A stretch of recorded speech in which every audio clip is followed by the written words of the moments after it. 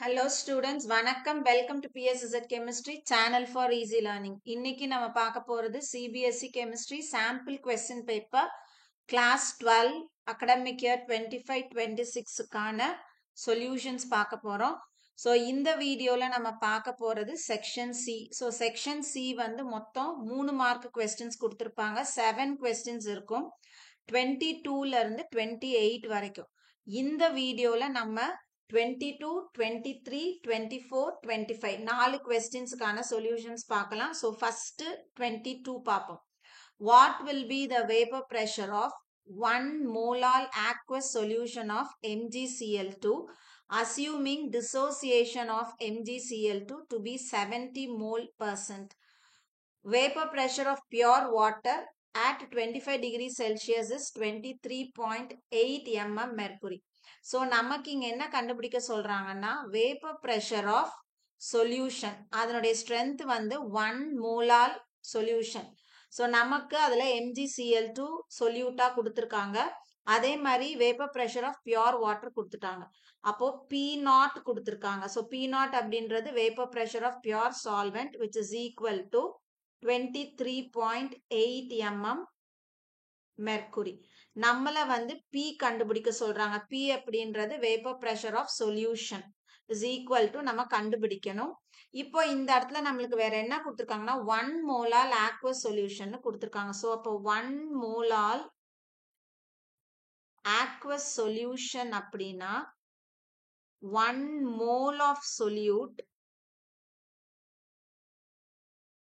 in 1000 gram அதாவது 1 kilogram of solvent ன்னு அர்த்தம்.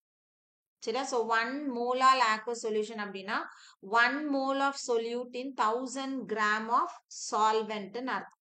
இப்போ நமக்கு வந்து இங்க degree of dissociation கொடுத்திருக்காங்க. So dissociation எவ்வளோ percent கொடுத்திருக்காங்கன்னா 70%. அப்போ வந்து alpha value கொடுத்திருக்காங்க which is equal to 70%. அப்படின்னா எவ்வளோ நம்மளுக்கு வரும் 0.7 வரும் வேல்யூ. சரி, அப்ப ஆல்பாவோட வேல்யூ 0.7. இப்போ நம்ம ஃபார்முலா போவோம். Relative lowering of vapour pressure அப்படின்றது P0 minus P by P0 is equal to, இப்போ இந்த இடத்துல நம்மளுக்கு டிசோசியேஷன் கொடுத்துருக்காங்க. அப்ப நம்ம van't Hoff factor I include பண்ணணும். NB by NA. NB அப்படின்றது mole fraction of solute. So இது வந்து சொல்யூட்டுக்கு நம்பர் ஆஃப் மோல்ஸ், இது வந்து number of moles of solvent. சரியா? So அப்ப formula வந்து P0 minus P by P0 is equal to I into NB by NA. So number of moles of solute நம்மளுக்கு இங்க மேலே தெரியுது 1 mole ன்னு கொடுத்தாச்சு. அப்போ NB is equal to 1 mole. Number of moles of A எவ்வளோ கண்டுபிடிக்கணும்? Solvent வந்து நம்மளுக்கு water, weight கொடுத்திருக்காங்க. So 1000 by number of moles எப்படி calculate பண்ணோம்? weight divided by molar mass. அப்போ வாட்டர்னுடைய molar mass வந்து 18. அப்போ which is equal to 55.5 moles ன்னு எடுத்துக்கலாம். ஓகேவா? இப்போ நம்மளுக்கு வந்து I கண்டுபிடிக்கணும். Iக்கு ஃபார்முலா வந்து I is equal to, நம்மளுக்கு dissociation அப்படின்னா I கண்டுபிடிக்கிறதுக்கு alpha is equal to I minus 1 by N minus 1. So, N எப்படி கண்டுபிடிக்க முடியும்? N is equal to, இப்போ நம்மளுக்கு MgCl2 கொடுத்திருக்காங்க. So, இது dissociate ஆகும்போது Mg2 plus plus 2Cl minus dissociate ஆகும். அப்போ இது ஒரு அயான், இது 2 ions. So, அப்போ 1 plus 2 is equal to மொத்தம் 3. அப்போ N is equal to எவ்வளோ? 3. அப்போ இந்த இடத்துல ஆல்பாக்கு நம்ம வேல்யூ எவ்வளோ எடுத்திருக்கோம்? 0.7 is equal to I minus 1 divided by 3 minus 1. So, அப்போ இந்த இடத்துல 0.7 is equal to I minus 1 by 2. So, இதுல இருந்து I யோட வேல்யூ நம்ம calculate பண்ணோம்னா, இது இந்த பக்கம் போச்சுன்னா 0.7 into 2 வரும். அப்போ 1.4. இந்த minus 1 அந்த பக்கம் போச்சுன்னா plus 1 போகும். So, அப்போ 1.4 plus 1. Therefore, I is equal to 2.4 நம்மளுக்கு கிடைக்கும்.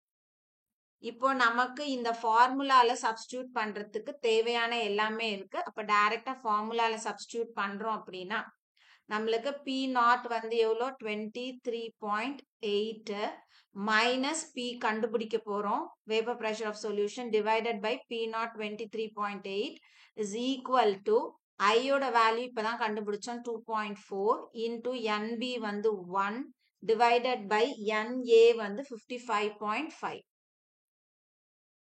சரியா? ஸோ இதை நம்ம சால்வ் பண்ணணும் அப்படின்னா இது என்ன பண்ணலாம்? இது இந்த பக்கம் எடுத்துட்டு போகலாம். So 23.8 minus P is equal to 23.8. இந்த 23.8 இங்க வருது. 2.4 divided by 55.5. ஸோ இதை நீங்க சால்வ் பண்ணீங்கன்னா P is equal to 22.77 mm mercury நம்மளுக்கு கிடைக்கும். சரியா? ஸோ இந்த சம் வந்து இப்படிதான் சால்வ் பண்ணணும். அடுத்தது 23க்கு வரும். 23 வந்து write the Nernst equation for the following. நம்மளுக்கு 1 2 3 ஒன்னொன்னு ஒரு மார்க். இதுல ஈக்குவேஷன் கொடுத்துருக்காங்க, இதுலயும் ஈக்குவேஷன் கொடுத்துருக்காங்க, இதுல வந்து செல் நொட்டேஷனா கொடுத்துருக்காங்க. ஸோ இது ஒன்னொன்னுத்தையும் நம்மள என்ன பண்ண சொல்றாங்கன்னா Nernst equation ஃபார்முக்கு எழுத சொல்றாங்க. ஸோ Nernst equationோட ஜெனரல் ஃபார்ம் என்ன? E cell is equal to E naught cell minus 2.303 RT by NF into log of oxidized concentration divided by reduced concentration. So இப்ப நம்ம இதுல இருக்கக்கூடிய இந்த part 2.303 RN by F என்ன விட்டுட்டு மீதி எல்லாத்துக்கும் நம்ம சப்ஸ்டியூட் பண்ணோம்னா இந்த இடத்துல 0.059 வரும். ஸோ நம்ம டைரக்டா Nernst equationல அந்த வேல்யூவை நம்ம போட்டுக்கிட்டோம் அப்படின்னா நமக்கு E cell is equal to E naught cell minus 0.059 by N into log of oxidized concentration divided by reduced concentration. So இந்த ஃபார்முலாவுக்கு நீங்க டைரக்டா வந்து அப்ளை பண்ணிடலாம். இதுவும் எழுதலாம், இதுவும் எழுதலாம். சரி, அப்ப நம்ம ஃபர்ஸ்ட்டுக்கு போவோம். ஃபர்ஸ்ட் வந்து நம்மளுக்கு NiS solid plus Cu2 plus aqueous gives Ni2 plus aqueous plus Cus கொடுத்துருக்காங்க. ஸோ அப்ப இந்த இடத்துல நம்மளுக்கு இங்க Ni இருந்து இங்க பார்த்தோம் அப்படின்னா இது ஆக்சிடேஷன். So 2 electron. அதே மாதிரி Cu2 பிளஸ்ல இருந்து Cu போனாலும் ரிடக்ஷன், அதுவும் 2 எலக்ட்ரான். ஸோ எலக்ட்ரான்னா அப்ப N is equal to இந்த இடத்துல எவ்வளவு வரும்? 2 வரும். இப்போ டைரக்டா நம்ம சப்ஸ்டியூட் பண்ணுவோம். E cell is equal to E naught cell minus 0.059 by Nக்கு இந்த இடத்துல எவ்வளவு போடணும்? 2 போடணும். log. So oxidized form எது? Ni2 plus. அப்போ concentration of Ni2 plus by concentration of இது reduced form. So இங்க Cu2 plus. சரி, இது ஃபர்ஸ்டுக்கான Nernst equation. இப்போ ரெண்டாவது எழுத போறோம். ரெண்டாவது வந்து நம்மளுக்கு என்ன கொடுத்துருக்காங்கன்னா Al solid plus FeSO4 aqueous gives Al2SO4 thrice aqueous plus FeS. So இப்போ இதை ஃபர்ஸ்ட் நம்ம பேலன்ஸ் பண்ணுவோம். ஏன்னா இங்க பார்க்கும் போதே தெரியுது இது பேலன்ஸ்டு ஃபார்ம்ல இல்லை அப்படின்னு. ஸோ இங்க ஏஎல் வந்து 2 இருக்கு, இதுல 1 தான் இருக்கு. ஸோ இங்க 2 போட்டோம்னா பேலன்ஸ் ஆயிடும். SO4 வந்து இங்க 3 இருக்கு, இங்க மொத்தம் 1 தான் இருக்கு. ஸோ 3 போட்டுக்குவோம். அப்போ இந்த இடத்துல Fe3 ஆயிடுது, அதனால இங்க 3. ஸோ இது வந்து பேலன்ஸ்டு ஃபார்ம். இப்போ இதை நம்ம வந்து கீழே அயானிக் ஃபார்ம்ல எழுதும். அப்படி எழுதும் போது இங்க என்ன வரும்? 2Al பிளஸ் இது Fe2 plus SO4 வந்து என்னது 2 minus. அப்ப Fe வந்து 2 plus. அப்ப 3Fe2 plus aqueous. இது வந்து S solid. இது இங்க என்ன ஆகும்? இது Al வந்து 2Al 3 plus மாறும். அப்ப இது 3SO4 2 minus போயிருக்கும். சரியா? ஸோ நம்மளுக்கு எதுக்கு சேஞ்ச் இருக்கோ அது மட்டும் நம்ம எழுதுனா போதும். ஸோ இது 2Al 3 plus பிளஸ் இந்த இடத்துல 3Fe. இது aqueous, இது solid. இப்போ நம்ம ஆக்சிடேஷன் ரிடக்ஷன் பார்ப்போம். இப்போ ஏஎல்ல இருந்து AL3+. அப்போ மொத்தம் வந்து இது ஆக்சிடேஷன் 3 எலக்ட்ரான்ஸ் இன்வால்வ் ஆகுது. அப்புறம் இந்த இடத்துல Fe2+ல இருந்து Feக்கு போகும்போது இந்த இடத்துல 2 எலக்ட்ரான்ஸ். ஸோ இங்க நம்ம பேலன்ஸ் பண்றதுக்கு 2 போட்டிருக்கோம். அதனால இன்டூ 2 போட்டோம்னா 6 எலக்ட்ரான்ஸ். இதுல அதே மாதிரி பேலன்ஸ் பண்றதுக்கு 3 போட்டிருக்கோம். அதனால into 3 which is equal to 6 electrons. So oxidation reduction ரெண்டுத்துலயுமே 6 எலக்ட்ரான்ஸ்ன்றதுனால இங்க n is equal to எவ்வளவு போடணும்? 6 போடணும். இப்போ நம்ம E0 E cell value எழுதுறோம் அப்படின்னா Nernst equation E cell is equal to E0 cell minus இந்த இடத்துல 0.059 divided by இங்க n-க்கு எவ்வளவு போடணும்? 6 போடணும் into log of oxidized form எது? Al3+. அப்போ Al3+ concentration to the power எவ்வளவு போடணும்? 2 divided by reduced form வந்து Fe2+. இது எத்தனை டைம்ஸ் இருக்கு? 3 டைம்ஸ். அதனால to the power 3ன்னு போடும். இது செகண்ட் ஒன்னுக்கு. இப்ப தேர்ட் ஒன்னுக்கு எழுதுறோம். தேர்ட் ஒன் வந்து நம்மளுக்கு எப்படி கொடுத்திருக்காங்க அப்படின்னா செல் நோட்டேஷன் ஃபார்ம்ல கொடுத்திருக்காங்க. சோ அப்ப அதை எழுதும் போது நம்ம எப்படி எழுதுவோம்? Mg bar Mg2+, அப்புறம் salt bridge Ag plus bar AgS ன்னு கொடுத்திருக்காங்க. சோ அப்ப நம்ம இதை வந்து ஈக்குவேஷன் ஃபார்ம்ல எழுதுவோம். Mg இது என்னவா மாறி இருக்கு? Mg2+ மாறி இருக்கு. பிளஸ் Ag பிளஸ் என்னவா போயிருக்கு அப்படின்னா Ag போயிருக்கு. இப்போ இதுல நம்ம எலக்ட்ரான்ஸ் பார்ப்போம். ஸோ ஆட்டம் வைஸ் எல்லாமே ஒண்ணுதான். Mg2+ போயிருக்கு. ஸோ இந்த இடத்துல ஆக்சிடேஷன் நடந்திருக்கு. இங்க எத்தனை எலக்ட்ரான்ஸ்? 2 எலக்ட்ரான்ஸ். சரியா? அடுத்தது பார்த்தோம் அப்படின்னா Ag பிளஸ் என்னவா போயிருக்கு அப்படின்னா Ag போயிருக்கு. ஸோ பிளஸ்ல இருந்து 0 ஆயிருக்கு. அதனால ஒரு எலக்ட்ரான். அப்போ நம்ம இப்ப இந்த இடத்துல என்ன பண்ணணும் அப்படின்னா எலக்ட்ரான்ஸை பேலன்ஸ் பண்ணணும். அப்போ இந்த இடத்துல இங்க 2 இருக்கு, இங்க 1 தான் இருக்கு. அப்போ Agக்கு நம்ம என்ன போடணும்? 2 போடணும். அப்ப இந்த இடத்துல எவ்வளவு வரும்? 2 வரும். இங்க எவ்வளவு வரும்? 2 வரும். அப்ப இந்த இடத்துல which is equal to 2 electrons. அப்ப இங்க ஈக்குவேஷன்ல n is equal to 2. இப்போ ஃபார்முலா எழுதுவோம் நம்ம. E cell is equal to E0 cell minus 0.059 by n-க்கு வந்து இங்க 2 போடுறோம். log of Mg2+ வந்து oxidized form. So Mg2+ concentration divided by இந்த இடத்துல Ag plus வந்து reduced form. So Ag plus முன்னாடி என்ன நம்பர் போட்டிருக்கோம்? 2 போட்டிருக்கோம். அதனால to the power 2. சரியா? ஸோ இதுதான் வந்துட்டு 23rd கொஸ்டினுக்கான சொல்யூஷன். ஸோ நம்மளுக்கு ஈக்குவேஷன் அப்புறம் செல் நோட்டேஷன் கொடுத்துருக்காங்க. அதை நம்ம நெர்ன்ஸ்ட் ஈக்குவேஷனுக்கு எழுத சொல்றாங்க. நெர்ன்ஸ்ட் ஈக்குவேஷன் எழுதுறது ரொம்ப ஈஸி. நம்ம வந்து கொடுத்துருக்க ஈக்குவேஷன்ல அயான்ஸையும் எலக்ட்ரான்ஸையும் பேலன்ஸ் பண்ணிட்டோம் அப்படின்னா அப்படியே எடுத்து ஈக்குவேஷன்ல அப்ளை பண்ண வேண்டியது. அப்படியே டைரக்ட் சப்ஸ்டிடியூஷன். சரி, அடுத்தது கொஸ்டின் நம்பர் 24. இப்போ 24ல என்ன கொடுத்துருக்காங்க? அது மாதிரி 3 சப்டிவிஷன் கொடுத்துருக்காங்க. Explain the following. So first one என்ன சொல்றாங்கன்னு பார்ப்போம். Toluene on treatment with chlorine in sunlight gives benzyl chloride, whereas when treated with chlorine in dark gives orthochlorobenzene and parachlorobenzene கொடுக்குன்றாங்க. ஸோ நமக்கு வந்து toluene chlorine in presence of light, chlorine in absence of light கொடுத்துருக்காங்க. So 2 different products கொடுக்குது. ஏன் அப்படின்னு கேட்குறாங்க. So ஒன்று இப்போ டொலியூன் எடுத்துக்கிறோம். டொலியூன் அப்படின்னா C6H5CH3. ஸோ இந்த டொலியூன்ல நம்ம chlorine in presence of light கொடுக்குறோம் அப்படின்னா, சரி, லைட் கொடுக்கும் பொழுது இப்போ ஆக்சுவலா பார்த்தோம் அப்படின்னா நம்ம வந்து குளோரின் போடும் பொழுது சில நேரங்கள்ல நம்ம வந்து கேட்டலிஸ்ட் யூஸ் பண்ணுவோம். FeCl3 அந்த மாதிரி கேட்டலிஸ்ட் யூஸ் பண்ணுவோம்.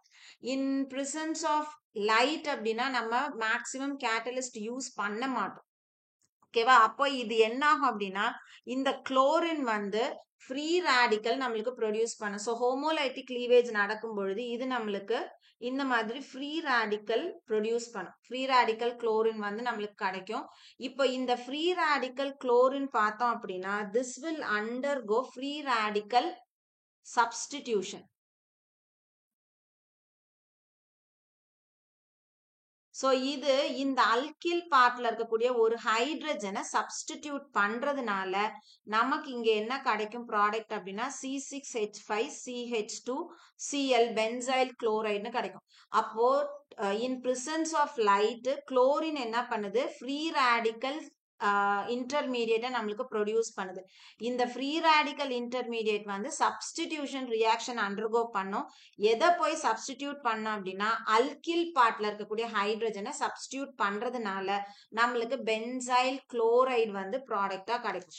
இன்கேஸ் அதே டொலியூனை நம்ம குளோரின் இன் டார்க் கண்டிஷன் கொடுக்கும் பொழுது சரியா. ஸோ இந்த இடத்துல டொலியூன் எடுத்துக்கிறோம். இதுல குளோரின் இன் டார்க் கண்டிஷன் அப்படி கொடுக்கும் பொழுது ஸோ டார்க் கண்டிஷன்ல ஜென்ரலா பார்த்தோம் அப்படின்னா நம்ம வந்து கேட்டலிஸ்ட் யூஸ் பண்ணோம். FeCl3 அல்லது வந்து AlCl3 ஏதாவது ஒரு கேட்டலிஸ்ட் நம்ம யூஸ் பண்ணும் பொழுது அந்த கேட்டலிஸ்ட் இந்த குளோரின் கூட ஃபர்ஸ்ட் என்ன பண்ண அப்படின்னா ரியாக்ட் பண்ணி நமக்கு Cl+ அப்படின்ற அயானை கொடுக்கும். ஸோ இதுக்கு பேரு குளோரோனியம் அயான். இது வந்து நம்மளுக்கு எலக்ட்ரோஃபைலா இருக்கும். சரி, இந்த குளோரோனியம் அயான் வந்து எலக்ட்ரோஃபைல ஆக்ட் பண்ணும். இன்னொன்னு இந்த பென்சீன் ரிங்ல அட்டாச் ஆயிருக்கக்கூடிய இந்த CH3 குரூப் வந்து இந்த மெத்தில் குரூப் வந்து highly ortho and para directive. அப்போ உள்ள வரக்கூடிய இந்த எலக்ட்ரோஃபைல அது எங்க அனுப்பும் அப்படின்னா ஆர்த்தோ பொசிஷனுக்கும் பாரா பொசிஷனுக்கும் அனுப்பும். அதனால இந்த இடத்துல என்ன நடக்கும் அப்படின்னா எலக்ட்ரோஃபிலிக் சப்ஸ்டிடியூஷன் ரியாக்ஷன் நடக்கும். அதனால நம்மளுக்கு ஆர்த்தோ பாரா சப்ஸ்டிடியூட்டட் ப்ராடக்ட் கிடைக்குது. ஆனா இன் பிரசன்ஸ் ஆஃப் லைட்ல குளோரின் வந்து Cl ஃப்ரீ ரேடிக்கலை நம்மளுக்கு ப்ரொடியூஸ் பண்ணுது. அதனால ஃப்ரீ ரேடிக்கல் சப்ஸ்டிடியூஷன் நடக்கும் அல்கில் பார்ட்ல. இங்க என்ன ஆகுது அப்படின்னா இந்த இடத்துல இருக்கக்கூடிய இந்த அல்கில் பார்ட் வந்து ஆர்த்தோ பாரா டைரக்டிங்கா இருக்கிறதுனால உள்ள வரக்கூடிய எலக்ட்ரோஃபைல் Cl+ ஆர்த்தோ பொசிஷனுக்கும் பாரா பொசிஷனுக்கும் அனுப்புது. அதனால நம்மளுக்கு ஆர்த்தோ ப்ராடக்டும் பாரா ப்ராடக்டும் ஃபார்ம் ஆகுது. அடுத்தது செகண்ட் ஒன் பார்த்தோம் அப்படின்னா Finkelstein reaction is carried out in presence of dry acetone. So Finkelstein reaction வந்து dry acetone presenceல நடக்குது. அப்போ நம்ம அதுக்கு வந்து ரீசன் எழுதணும். ஃபர்ஸ்ட் Finkelstein reaction அப்படின்னா என்ன RX. ஸோ இந்த இடத்துல நம்ம வந்து Finkelstein reactionல அல்கில் அயோடைடு வந்து நம்ம ப்ரிப்பேர் பண்ணலாம். அதுக்கான ஒரு ப்ரிப்பரேஷன் மெத்தட் தான். அப்போ நம்ம இங்க எடுத்துக்கக்கூடிய எக்ஸ் பார்ட் வந்து Cl இருக்கலாம் அல்லது Br இருக்கலாம். அல்கில் குளோரைடு அல்லது அல்கில் புரோமைடா இருக்கும். இத நம்ம சோடியம் அயோடைடு கூட ட்ரீட் பண்ணுவோம் in presence of dry acetone. அப்போ நம்மளுக்கு இந்த இடத்துல ப்ராடக்ட் என்ன ஃபார்ம் ஆகும்? இதுல இருக்கக்கூடிய இந்த எக்ஸும் NAவும் NA எக்ஸா வெளியே போயிடும். I வந்து Rல அட்டாச் ஆகும் பொழுது நமக்கு அல்கில் அயோடைடு பிளஸ் NaX. ஸோ நம்ம வந்து இந்த இடத்துல அல்கில் குளோரைடு எடுத்திருக்கோம்னா நமக்கு இங்க வந்து NaCl கிடைக்கும். அல்கில் புரோமைடு எடுத்திருக்கோம்னா NaBr கிடைக்கும். இப்போ இந்த ரெண்டும் பார்த்தோம் அப்படின்னா நமக்கு ட்ரை அசிட்டோன்ல தே ஆர் இன்சாலியபிள் அல்லது ஸ்லைட்லி சாலியபிள்னு எடுத்துக்கலாம், இல்ல லெஸ் சாலியபிள்னு எடுத்துக்கலாம். அப்போ இந்த இடத்துல இது வந்து இன்சாலியபிளா இருக்கிறதுனால ட்ரை அசிட்டோன்ல இது என்ன ஆகும் பிரிசிபிடேட் ஆகும். ஸோ இது வந்து தே ஆர்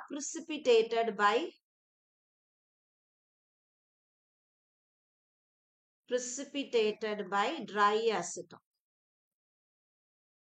அதனால என்ன ஆகும் இந்த பார்ட் வந்து நம்மளுக்கு பிரிசிபிடேட் ஆகி வெளியில வந்துட்டே இருக்கிறதுனால இந்த ரியாக்ஷன் வந்து ஃபார்வர்ட் டைரக்ஷன்ல மூவ் ஆகும். Facilitate the forward reaction. So according to Le Chatelier principle படி அப்படின்னா நம்மளுக்கு ப்ராடக்ட் ஃபார்மேஷன் அதிகமா இருக்கும். ஸோ அப்ப இந்த இடத்துல ட்ரை அசிட்டோனை ஏன் நம்ம யூஸ் பண்றோம்னா the by product which are formed, அதாவது NaCl and NaBr which are less soluble or insoluble in dry acetone or precipitated, and therefore they facilitate the reaction in the forward direction. சரியா? according to Le Chatelier principle. இதுதான். அடுத்தது என்ன கொடுத்திருக்காங்க நம்மளுக்கு third one என்ன கொடுத்திருக்காங்க அப்படின்னா neopentyl chloride has lower boiling point than isopentyl chloride. So neopentyl chloride வந்து ஐசோபென்டைல் குளோரைடை விட பாய்லிங் பாயிண்ட் குறைவா இருக்குதுன்னு.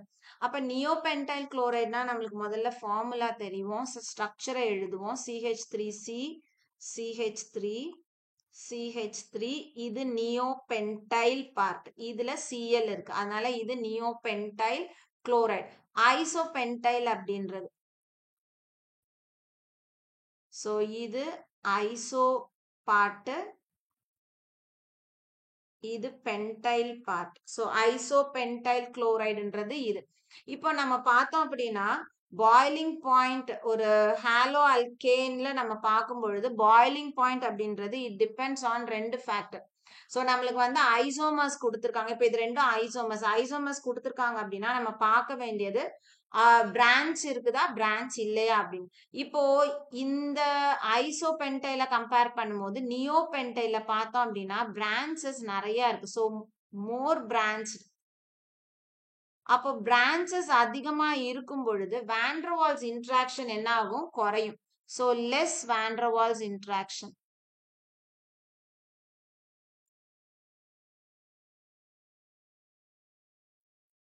அப்போ என்ன ஆகுது, சர்ஃபேஸ் ஏரியா வந்து ரெடியூஸ் ஆகுது. So it reduces the surface area. அப்போ நம்மளுக்கு வந்து அந்த இடத்துல இன்ட்ராக்ஷன் ரொம்ப வீக்கா இருக்கனால கொஞ்சம் டெம்பரேச்சர் இருந்தாலே போதும், அந்த இடத்துல பாண்ட் என்ன ஆயிடும், உடஞ்சிரும். அதனால நியோபென்டைல் குளோரைடுனுடைய பாய்லிங் பாயிண்ட் வந்து ஐசோபென்டைல் குளோரைடை விட குறைவா இருக்கு. ஸோ நம்மளோட ஆன்சர் என்னது, compared to isopentyl chloride neopentyl chloride has more branches, therefore less van der Waals interaction leading to less surface area, therefore has lower boiling point than isopentyl chloride நம்ம எழுதும். So 25 க்கு வரும். 25 வந்து which of the following elements will அப்படின்னு கொடுத்து 1 கொடுத்திருக்காங்க. So 1 வந்து என்ன கொடுத்திருக்காங்க அப்படின்னு பார்ப்போம். exhibit similar magnetic behavior and why. ஏன் எது வந்து ஒரே மாதிரியான மேக்னெட்டிக் பிஹேவியர் காமிக்கும், எதனால அப்படின்னு. ஸோ நம்மளுக்கு கொடுத்துருக்கிறது மெக்னீசியம் அட்டாமிக் நம்பர் 12 கொடுத்துருக்காங்க. அடுத்தது குரோமியம் கொடுத்துட்டாங்க 24, அப்புறம் வந்து அயன் கொடுத்துருக்காங்க 26, மாலிப்டினம் கொடுத்துருக்காங்க 42. ஸோ இப்போ மெக்னீசியம் நம்மளுக்கு தெரியும், அவுட்டர் மோஸ்ட்ல வந்து 3s2 இருக்கும், 12, அதனால 3s2. குரோமியம் பார்த்தோம் அப்படின்னா அவுட்டர் மோஸ்ட்ல வந்து 3d5 4s1 இருக்கும். அயன் 3d6 4s2 இருக்கும். ஸோ மாலிப்டினமும் குரோமியமும் ஒரே குரூப்ல வரும், அதனால இது வந்து 4th பீரியட்ல வந்துடுது. அதனால 4d d வந்து 4d ஃபில் ஆகும், 5th பீரியட்ல இருக்கும். ஸோ 4d5 5s1 இருக்கும். சரியா? ஸோ இப்போ இதுல பார்த்தோம் அப்படின்னா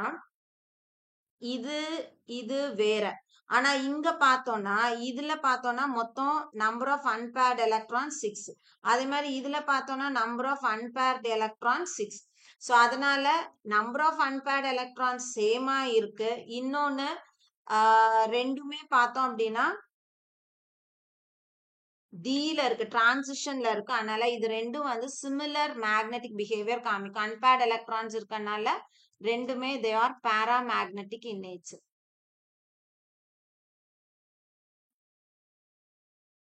சரி, இங்க அப்படி இல்ல, இது வந்து டி ஆர்பிட்டல்ஸோட நம்மளுக்கு s இருக்கு, இதுல வந்து வெறும் 3s மட்டும்தான் இருக்கு, அதனால இது ரெண்டும் வந்து எந்த சிமிலாரிட்டிஸும் காமிக்காது. ஆனா குரோமியமும் மாலிப்டினமும் பார்த்தோம்னா ரெண்டுத்துலயுமே அன்பேர்டு எலக்ட்ரான்ஸ் இருக்கு. ஸோ ரெண்டுமே வந்து பாராமேக்னெட்டிக் நேச்சர் காமிக்கும். ரெண்டுத்துலயும் இருக்கக்கூடிய அன்பேர்டு எலக்ட்ரான் கவுண்ட்டும் எப்படி இருக்குதுன்னா 6 இருக்கு. ஸோ சிமிலர் மேக்னெட்டிக் பிஹேவியர் வந்து குரோமியம் அண்ட் மாலிப்டினம் காமிக்கும். அடுத்தது 2 ஃபார்ம் ஒயிட் சால்ட்ஸ் அண்ட் வைன்னு கொடுத்துருக்காங்க. ஸோ இங்க கொடுத்துருக்கிறதுல எது வந்து ஒயிட் சால்ட் ஃபார்ம் பண்ணும் ஏன்னு கேட்டிருக்காங்க. நம்மளுக்கு என்னெல்லாம் கொடுத்துருக்காங்க? ஜிங்க் கொடுத்துருக்காங்க 30, ஸ்காண்டியம் கொடுத்துருக்காங்க 21, நிக்கல் 28, வெனாடியம் 23. ஸோ நமக்கு வந்து சால்ட் கலர்லெஸ் அப்படின்னு வருதுனாவே, ஸோ கலர்டு சால்ட் அப்புறம் வந்து கலர்லெஸ் அப்படின்னா கலர் அப்படின்னு வந்தது அப்படின்னா அந்த இடத்துல அங்க இருக்கக்கூடிய மெட்டல் அயான்ஸ்ல வந்து அன்பேர்டு எலக்ட்ரான்ஸ் இருக்கணும். அப்படி இருந்ததுன்னா அந்த இடத்துல டிடி டிரான்சிஷன் இருக்கும். கலர்லெஸ் அப்படின்னு வருது அப்படின்னா அங்க அன்பேர்டு எலக்ட்ரான்ஸ் இல்லைன்னு அர்த்தம். No unpaired electrons and no d d transition. எப்போ டிடி டிரான்சிஷன் இருக்கோ அப்ப வந்து கலர் வந்து நம்மளுக்கு ஃபார்ம் ஆகும். எப்போ டிடி டிரான்சிஷன் பாசிபிள் அப்படின்னு பார்த்தோம்னா அன்பேர்டு எலக்ட்ரான்ஸ் இருக்கணும். இப்போ ஜிங்க் நம்மளுக்கு பார்த்தோம்னா ஜிங்க் வந்து அதனுடைய ஸ்டாண்டர்ட் ஆக்சிடேஷன் ஸ்டேட் வந்து Zn2+. ஸோ அதனுடைய அயானிக் ஃபார்ம்ல அதுல 3D10 இருக்கும். Dல 10 எலக்ட்ரான்ஸ் கம்ப்ளீட்லி ஃபில்டா இருக்கும். இப்போ Sc பார்த்தோம் அப்படின்னா இப்போ ஸ்காண்டியம் எடுத்துக்கிறோம் அப்படின்னா ஸ்காண்டியம் வந்து அதனுடைய ஒரே ஆக்சிடேஷன் ஸ்டேட் வந்து Sc3+. ஸோ இந்த அயானிக் ஃபார்ம்ல இதுல பார்த்தோம்னா Dல 0 எலக்ட்ரான்ஸ் வந்து இருக்கும். அதே நம்ம இதை Sc வெறும் ஆட்டமா எடுத்துக்கிறோம் அப்படின்னா இதுல வந்து 3D14s2ன்னு இருக்கும். ஸோ நம்மளுக்கு வந்து கலர் அப்படின்னு வரும்போது அது காம்ப்ளெக்ஸ் ஃபார்மேஷன்ல போகும். அப்ப அயானிக் ஃபார்முக்கு தான் நம்ம எழுத போறோம். இப்போ நிக்கல் பார்த்தோம் அப்படின்னா நிக்கல் வந்து 2+, நிக்கல் 2+ வரும்போது அது எந்த லிகாண்ட் கூட சேருதோ அந்த லிகாண்ட பொறுத்து Ni2+ வந்து கலர்டு காம்பவுண்ட்ஸ் ஃபார்ம் பண்ணலாம் அல்லது கலர்லெஸ் காம்பவுண்ட்ஸ் ஃபார்ம் பண்ணலாம். சரியா? ஸோ அப்போ ஸ்டாண்டர்ட் ஆக்சிடேஷன் ஸ்டேட் இருக்கக்கூடிய ரெண்டும் என்னன்னு பார்த்தோம்னா ஜிங்க்கும் ஸ்காண்டியமும். இது ரெண்டும் வந்து வேரியபிள் ஆக்சிடேஷன் ஸ்டேட் நம்மளுக்கு கொடுக்கும். அதனால இதை நம்ம கன்சிடர் பண்ண தேவையில்லை. ஸ்டாண்டர்டா ஒரே ஆக்சிடேஷன் ஸ்டேட் இருக்கக்கூடியது Zn2+, Sc3+. ஸோ இது ரெண்டுமே பார்த்தோம் அப்படின்னா இதுல D10 completely field d orbitals இருக்கு. இதுல D0 எம்டி d ஆர்பிட்டல்ஸ் இருக்கு.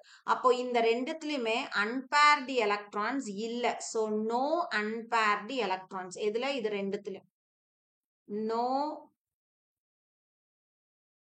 Unpaired electrons. ஸோ அப்போ இது என்ன பண்ணும்? கலர்லெஸ் சால்ட் நம்மளுக்கு கொடுக்கும். அப்படின்னா ஒயிட்னு அர்த்தம். இது வந்து கலர்லெஸ் சால்ட் ப்ரொடியூஸ் பண்ணும், ஒயிட். சரி, அப்போ அந்த கொஸ்டினுக்கான ஆன்சர் அவங்க என்ன கேக்குறாங்க அப்படின்னா which forms white salts ன்னு கேக்குறாங்க. ஸோ எது ஒயிட் சால்ட் ஃபார்ம் பண்ணும்? Zn-ம் ஸ்காண்டியமும். ஆன்சர் வந்து ஜிங்க்கும் ஸ்காண்டியமும் கலர்லெஸ் சால்ட் ஃபார்ம் பண்ணும், அதாவது ஒயிட் சால்ட் ஃபார்ம் பண்ணும். Because there is no unpaired electrons. சரியா? ஸோ இதுதான் இதுக்கான ஆன்சரு. அப்போ 25 முடிஞ்சிருது. மீதி இருக்கக்கூடிய கொஸ்டின் வந்து நெக்ஸ்ட் வீடியோல நான் வந்து உங்களுக்கு அப்லோட் பண்றேன். இப்போ இந்த 4 கொஸ்டின் நம்ம பார்த்தோம்னா 22, 23, 24, 25 இந்த 4ல இப்போ இந்த 25th கொஸ்டின் வந்து நம்மளுக்கு வந்து மேக்னெட்டிக் பிஹேவியர் நம்ம ஜென்ரலாவே படிக்கக்கூடியது தான். அன்பேர்டு எலக்ட்ரான்ஸ் இருக்குதுன்னா பாராமேக்னெட்டிக், அன்பேர்டு இல்லைன்னா டயாமேக்னெட்டிக்னு இவங்க அந்த மாதிரி ஸ்பெசிஃபை பண்ணாம எது ரெண்டு வந்து சிமிலர் மேக்னெட்டிக் பிஹேவியர் காமிக்குது அப்ப நம்ம கான்ஃபிகரேஷன் எழுதி பார்த்துட்டோம்னா எழுதிடலாம். கலர்லெஸ்ஸும் அதே மாதிரி நம்ம ஜென்ரலா எழுதக்கூடிய கொஸ்டின் தான். அடுத்தது இந்த பார்ட் இந்த எக்ஸ்பிளைன் த ஃபாலோயிங்ல இது வந்து இதுக்கு முன்னாடி இந்த மாதிரி கொஸ்டின்ஸ் வந்து கேட்டது இல்ல. மேல டொலியூன் அது மாதிரி நியோ பென்டன். ஸோ ஆனா நம்ம பாயிலிங் பாயிண்ட் வந்து படிப்போம், யாருக்கு அதிகம் யாருக்கு குறைவு அப்படின்றது படிப்போம். அதை வச்சு நம்ம வந்து பிரான்ச்டு அன்பிரான்ச்டு வச்சு எழுதுறோம். ஃபின்கில்ஸ்டன் எப்பவும் கேட்கறது தான்.